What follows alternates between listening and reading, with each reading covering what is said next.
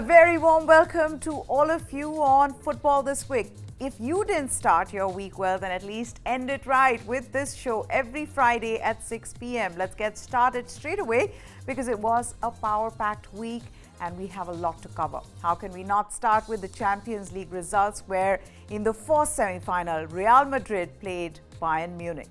Now, it was expected to be a high-octane thriller at the Allianz Arena as the 14-time champions Real Madrid squared off against the German giants Bayern Munich in the semi-finals of the Champions League first leg. And it lived up to the billing. It was a seesaw battle which ended in a 2-2 draw, keeping the contest wide open for the two teams.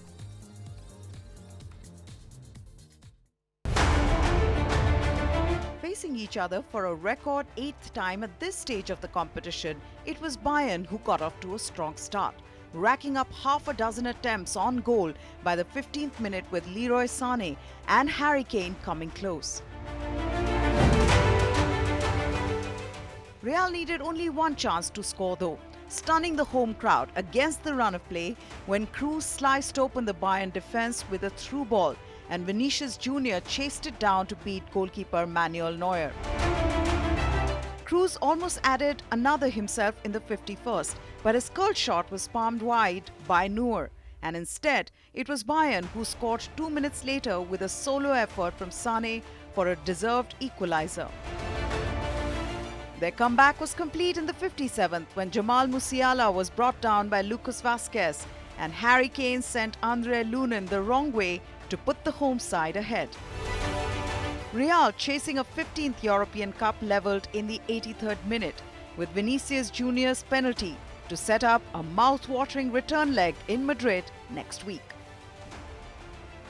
Bayern's coach Thomas Tuchel stressed on the importance of doing well in the reverse fixture. What I like about it is that we have a very clear situation about the result. We can forget the result and start from new.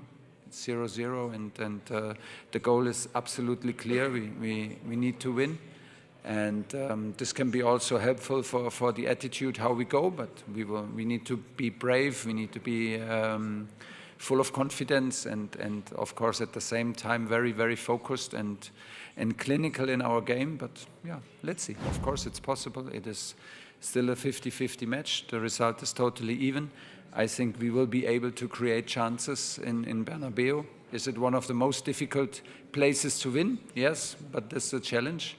It's the beauty of it, and it will be very, very difficult. But we have 90 minutes, maybe 120, or maybe penalties to put it to our side. Meanwhile, Real Madrid manager Carlo Ancelotti was happy with the result, but added that his team could have done better. Bayern, I think, showed their best version. We only, in part, I think we did very well in some moments. By chance, the best moment of the match was when we conceded the 2 goals, because we had good ball control. But they attacked us without balance and scored 2 goals. Nothing special. I think it's good result that gives us confidence for the second leg. The tie is still wide open because Bayern have shown players with great qualities. Especial, creo que es un buen resultado que nos da confianza para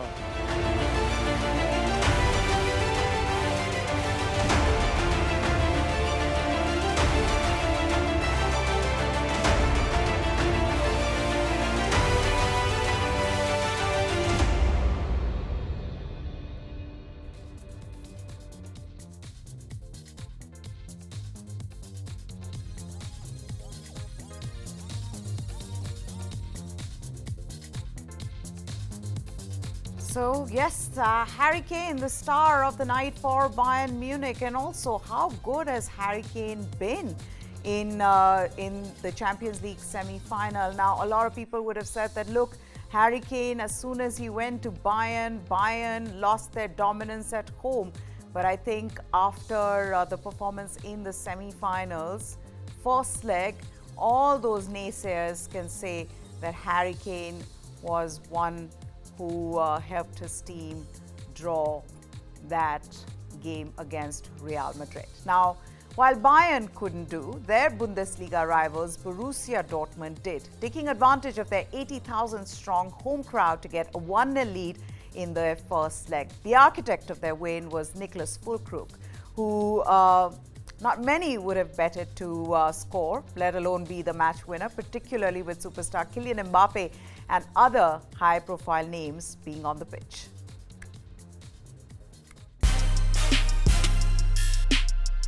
Füllkrug was in the German second division 2 years ago, but the old-school centre-forward playing in his debut Champions League campaign had no inhibitions when he blasted a low shot into the bottom left corner of the net in the 36th minute. Having failed to get any shot on target in the first 45 minutes, PSG put all their attacking riches on the show. Led by Mbappe, they hit the woodwork twice in the early stages of the second half. But as minutes passed, PSG lost their spunk, with the excellent Jadon Sancho nearly setting up the second goal for Dortmund, but only for Julian Brandt's attempt to be blocked inside the box.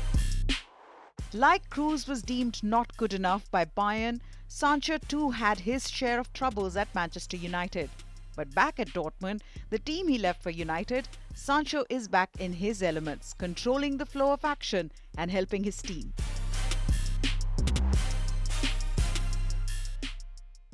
We wanted a close game, and that's what we created. There's no other way for us as Borussia Dortmund when we play against Paris. We need close games to make it to the final. We managed to do that today, and we have to confirm that next week. I think the match was very even, very hard fought. Perhaps in the first half, we were a little intense in attack, without really generating any danger. The second half was totally different. Despite the defeat, PSG will remain confident of winning by a 2-goal margin at their home of Parc des Princes, having beaten Dortmund 2-0 there in the group stage of the tournament in September last year.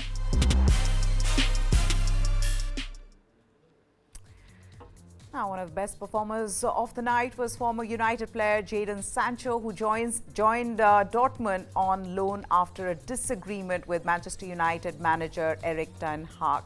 There were words exchanged between the two, with Ten Hag saying Sancho wasn't training hard enough, to which Sancho responded by calling the manager a liar and refused to apologize. Now, after starring in the Champions League win, Ten Hag said he was happy for the winger. So let's see this. Yesterday he played very good, and we talked more about it. He's a very good player, and yesterday he showed why Manchester United bought him. He showed also that he represents a high value for Manchester United. So which is good, and so I'm happy for Jadon with his performance from yesterday, and we will see what's going to happen in the future. All right, let's move on to the Premier League, where the title race is set to go down to the wire after wins for Arsenal and Manchester City, while Liverpool are out of contention given they have won 1 game in 4 matches. Let's begin with the table toppers, Arsenal. In an electrifying derby atmosphere on Sunday, Arsenal persevered to defeat their fierce local rivals Tottenham Hotspurs 3-2 on the road and maintain their 1-point lead at the top of the Premier League.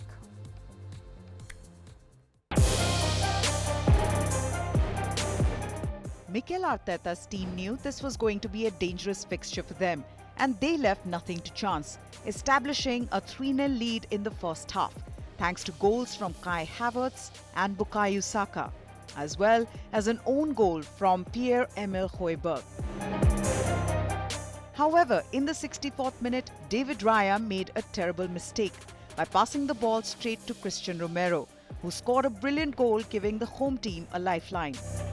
With 3 minutes remaining, Son Heung-min cut the deficit even further after Declan Rice gave away a penalty for kicking Ben Davies. However, Arsenal held off a string of set pieces in stoppage time to secure another significant victory. I think so. When you win, it's always the case. You know, last year we didn't because we went to West Ham, and with that result, we missed a penalty. And against Liverpool, you concede in the 91st, and then you are not capable. So at the end, that judgment is going to be based on the result, not like the outcome. If you concede a goal in the last minute and it's 3-3, then we're not ready. So the margins are so small. So don't get carried away with yourself. Just understand that we have to be better. We want to be better. There are margins for improvement, and go again against Bournemouth. That is going to be really tough. Arteta's side have put together 3 wins in 8 days to make sure they are right in this title fight, with 3 games left. They are maintaining the pressure on Manchester City as Liverpool's challenge falls away.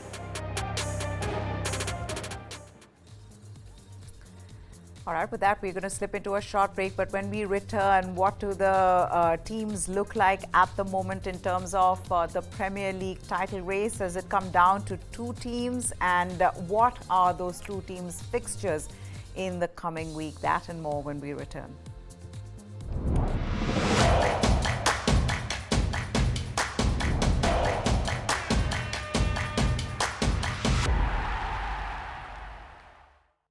Welcome back. Defending champions Manchester City took another step in their bid to win a 4th consecutive Premier League title with a 2-0 victory over Nottingham Forest. Josko Guardiola got City on the scoreboard when he headed in Kevin De Bruyne's corner kick in the 32nd minute.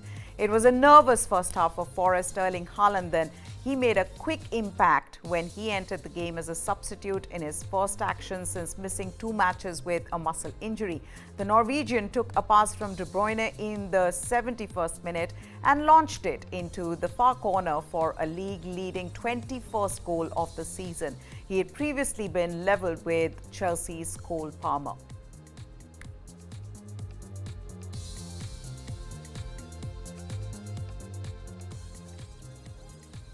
Meanwhile, Liverpool suffered another blow to their dwindling Premier League title hopes as Mikel Antonio's late header snatched a 2-all draw for West Ham. Liverpool still reeling from a 2-0 loss at Everton, conceded first when Jarrod Bowen he opened the scoring for West Ham shortly before halftime, his 20th goal of the season in his 200th game for the team. Liverpool levelled 3 minutes after the restart through Andy Robertson when his shot went past Areola at the goalkeeper's post. Liverpool then took the lead in the 65th minute through an on goal by West Ham.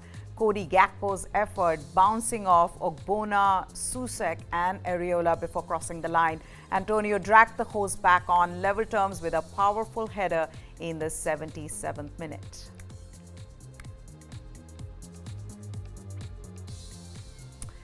Liverpool's latest disappointing result has all but ended their hopes of giving a perfect send-off to Jurgen Klopp, and wins for Arsenal and Manchester City has created a chasm of space between the top 2 and the Reds.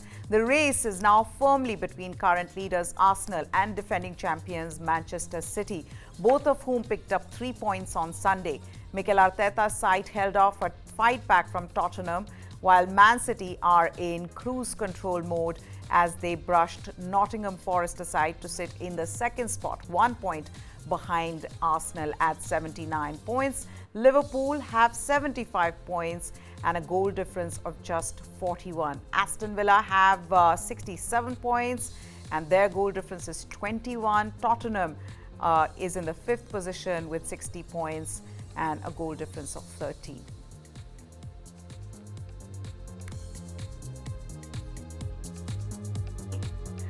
So now that race, the 3-way race, the 3-horse race has come down to 2 matches, Arsenal and Manchester City.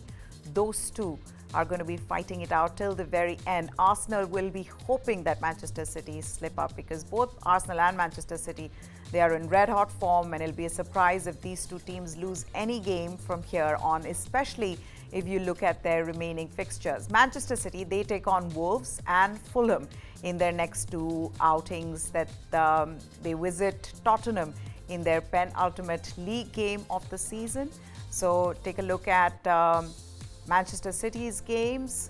The remaining matches on 4th of May, they play Wolves, that's tomorrow, and then they play Fulham on the 11th of May. The most important game would be against Tottenham. Can they slip up against Tottenham? Because if that happens, then Arsenal, who are Tottenham's fiercest rivals, would be happy. And then there is West Ham on the 19th of May. So yes, their toughest test is that fixture against Tottenham. Now, if the standings remain the same before that fixture and City then win against Spurs, Guardiola's side would take a 2-point lead into the final day. So they'll know exactly how to win this competition. Now, Arsenal will play Bournemouth on the 4th of May, the kind of opposition they are expected to beat. Then they take on Erik ten Hag's Manchester United, which could turn out to be a stumbling block for the Gunners. If they pass this test and win, they will be desperately praying for a slip-up from Manchester City, because it's clear now, if Manchester City go on to win all 4 of their games, they will be the champions yet again.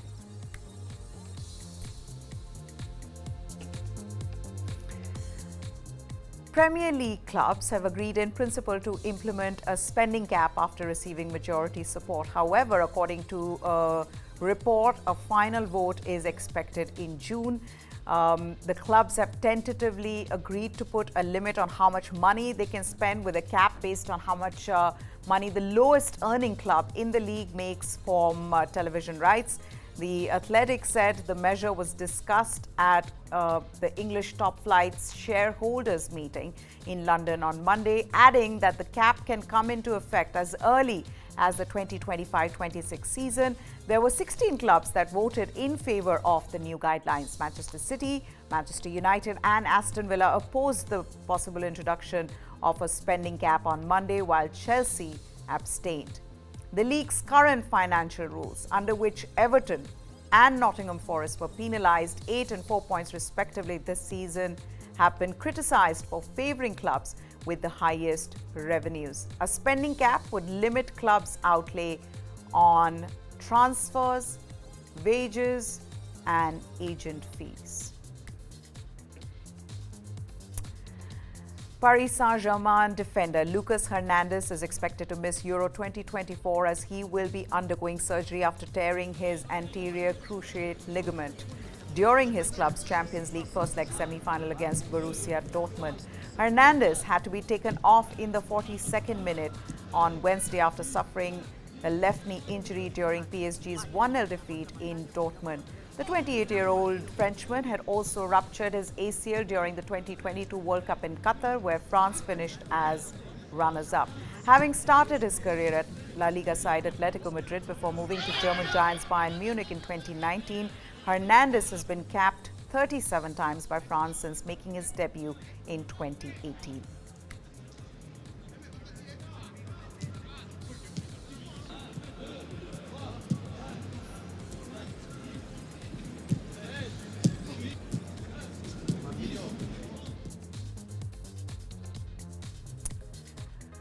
Okay, with that, time for us to slip into another break. Football this week continues on the other side.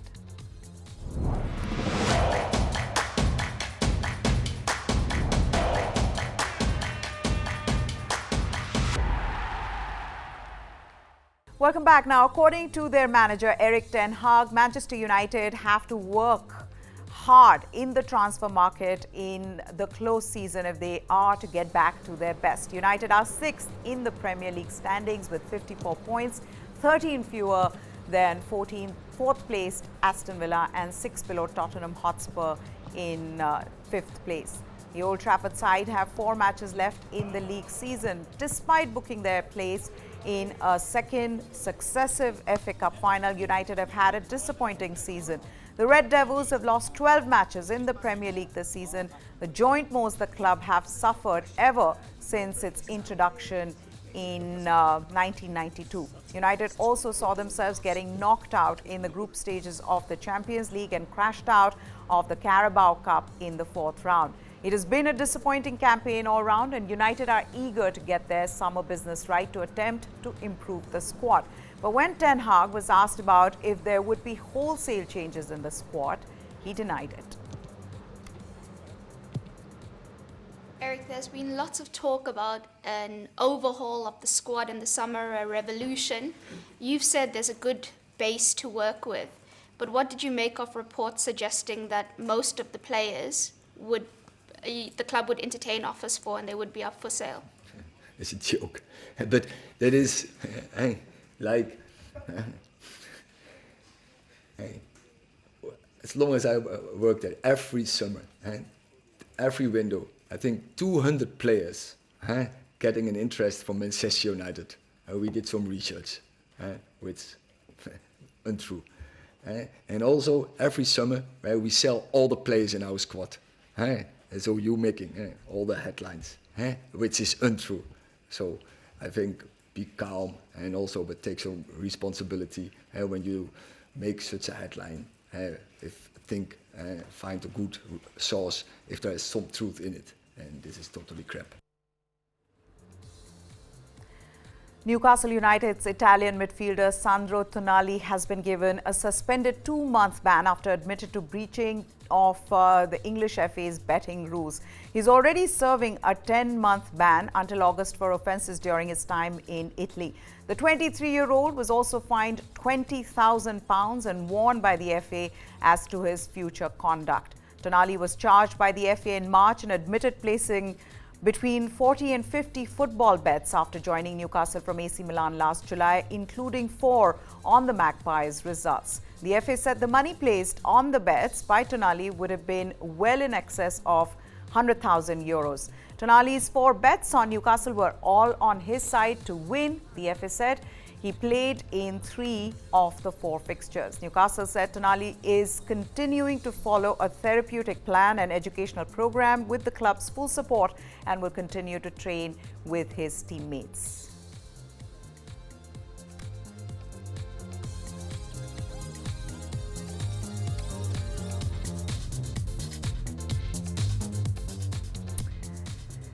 Now, let me introduce the News 9 initiative, Indian Tigers and Tigresses. It's a groundbreaking quest to discover India's most promising football talents under the age of 14.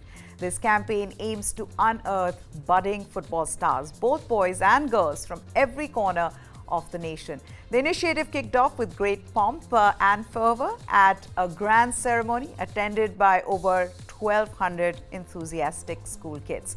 Distinguished representatives from the German Football Association, from the Bundesliga, BVB Borussia Dortmund and the Italian Football Centre in Europe graced the event, engaging with the young participants. The launch marked the beginning of a thrilling journey set to unfold over the coming months. The registration for this hunt will open soon, inviting aspiring footballers to showcase their skills. European football scouts will meticulously evaluate the entries, seeking the brightest talents. By the end of June, selected candidates will converge at scouting venues across India for further assessments. The top 200 contenders will then earn spots at a specialized football training camp. From this pool, 20 standout individuals will emerge as the Tigers and the Tigresses, earning the prestigious opportunity to train in Austria and Germany. But the journey doesn't end here. In August, these talented young athletes will test their mettle in friendly matches against European clubs. Moreover, they will have the honor of meeting football legends, drawing inspiration from their stories and experience. The News 9 initiative isn't just about nurturing football talent. It's about fostering a profound connection with a beautiful game. All right, with that, we're going to wrap this bulletin up. But as we go, let's take a look at what are the matches that are coming up on the weekend as well as next week. And there are some big ones, so you better take out the calendar, mark those dates. Saturday, 4th of May, Arsenal will take on Bournemouth at 5 p.m. and then Manchester City will take on Wolves. Both these games extremely important in terms of what you want from the title race. Then there is Liverpool. They will play Arsenal at 9 p.m. on Sunday. That's the 5th of May. Then there is the big one, Champions League semi-final return fixture. Paris Saint-Germain taking on Borussia Dortmund.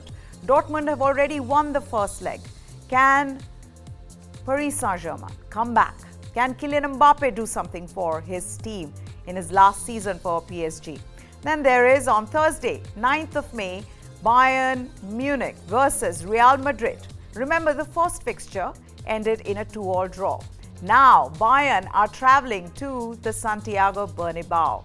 They will need to do something special to win that fixture. Then this one, right back at home, Indian Super League, Saturday, 4th of May is the grand final between Mohun Bagan and Mumbai City, two big giants of Indian football. are going to be squaring off against each other. So a lot to look forward to this coming week in football. That's it then from us. Hope you enjoyed this bulletin. We love bringing this out to you. For now, goodbye. Thanks for watching.